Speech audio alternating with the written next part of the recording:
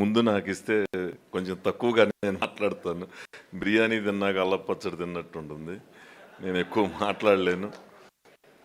ఏమైనా నాకు ఆప్తులు, మాటతోనే కట్టిపడేసే మా సోదరులు రాజేంద్ర ప్రసాద్ గారు ఆహ్వానించగానే నేను వెంటనే ఈరోజు అన్నగారి విగ్రహం ఆకునూరులో ప్రారంభోత్సవ కార్యక్రమం ఉంది, కానీ కొన్ని కారణాల వలన వాయిదా పడుతుందో త్వరగా రాగలిగాను నేను ఈరోజు. లేకపోతే రాలేకపోయేవాడినేమో అనిపించింది. ఏది ఏమైనా మరి ఇలాంటి చిన్న ఫంక్షన్లో పాల్గొనడం ఇదే మొదటిసారి. రాజకీయ ప్రసంగాలు చేయమంటే వాడిని తిట్టడమో ఇంకోటి ఏదన్నా చేయటం, గబగబా మాట్లాడేసి ఏదోటి చేసి మాట్లాడేసి వెళ్ళిపోతాం.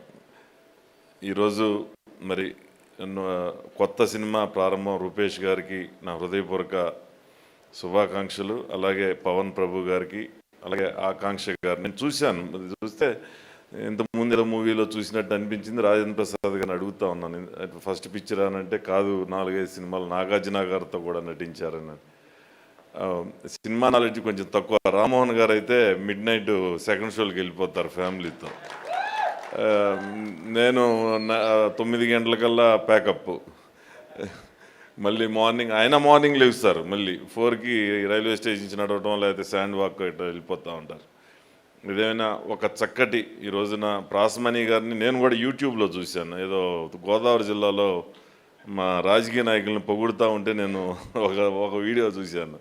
మళ్ళీ ఈరోజు చూస్తూ ఉన్నాను. నేను రాజేంద్ర ప్రసాద్ గారితో అంటా ఉన్న మా రాజకీయ ప్రసంగాల్లో ఆయన చూశాను నేను అని చెప్పేసి. అంటే తెలుగుదేశం పార్టీలో పనిచేస్తూ ఉన్నారని చెప్తా ఉన్నారు ఆయన. అలాగే చైతన్య ప్రసాద్ గారు, మరి ఆ నలుగురు సినిమా సాంగ్ కానీ లేకపోతే మూవీ రైటర్ అనగానే నాకు బాగా నచ్చిన సినిమా ఏదైనా ఉంది అని అంటే ఆ నలుగురు.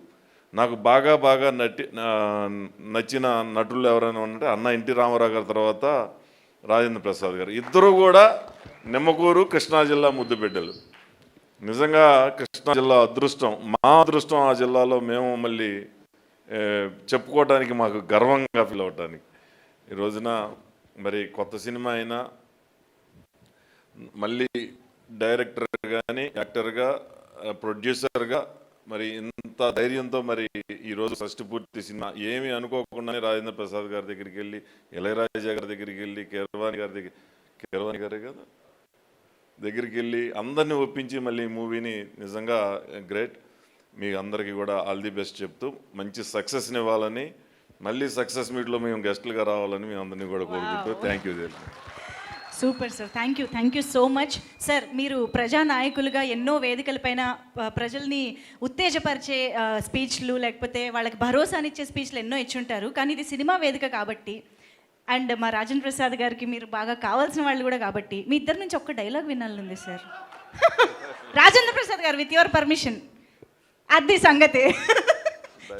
సింపుల్ రాజేంద్ర ప్రసాద్ గారి డైలాగ్స్. రామ్మోహన్ గారికి కొంచెం కళాపోషణ సూపర్. అయితే ఆయన సినిమాలో నటించాలని సినిమా కూడా మొదలెట్టారు. అయితే ఈ డైలాగ్ వినాల్సిందే. నాకు కోపం వస్తే సినిమా నటుడు కన్నా ఎక్కువ డైలాగ్ చెప్తా, కానీ మామూలుగా ఉంటే చెప్పలేను. సార్ అన్నయ్య డైలాగ్ చెప్పలేను, కానీ నాకు తెలిసి ఏదో డైలాగ్ చెప్పి. Super sir. ಜಿದ್ದು ಹಾಕಿದ್ವಾರು ಮನಿ ಹೆಣ್ಣನ್ನು ತೆರೆದಿದ್ದೆ ನನ್ನ ಹೆಸರು ರಾಮಮೋಹನ್ ಅಲ್ಲ.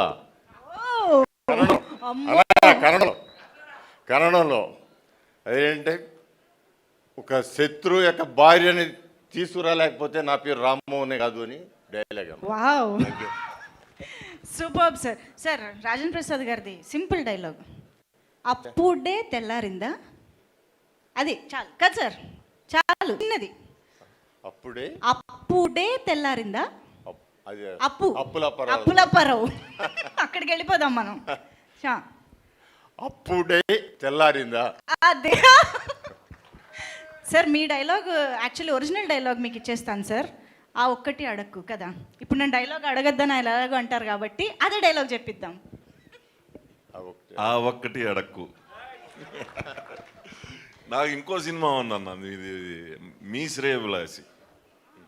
నాకు చాలా బాగా నచ్చింది. అదొకటి ఇదొకటి. నేను ఆ సినిమా యూట్యూబ్లో చూడగానే ముందు అవే పెట్టుకుంటాను నేను. ఈ 2 సినిమాలు నేను ఇందాక కూడా అడిగాను, ఆ పిక్చర్ నేమ్ గప్పుకున్న గుర్తురాలా నాకు. చాలా చాలా మంచి సినిమా. మేడం అయితే ఇక అవన్నీ ఎంటర్టైన్మెంట్, అవన్నీ కూడా సూపర్ అసలుకి. థ్యాంక్ యూ అన్న. Super sir.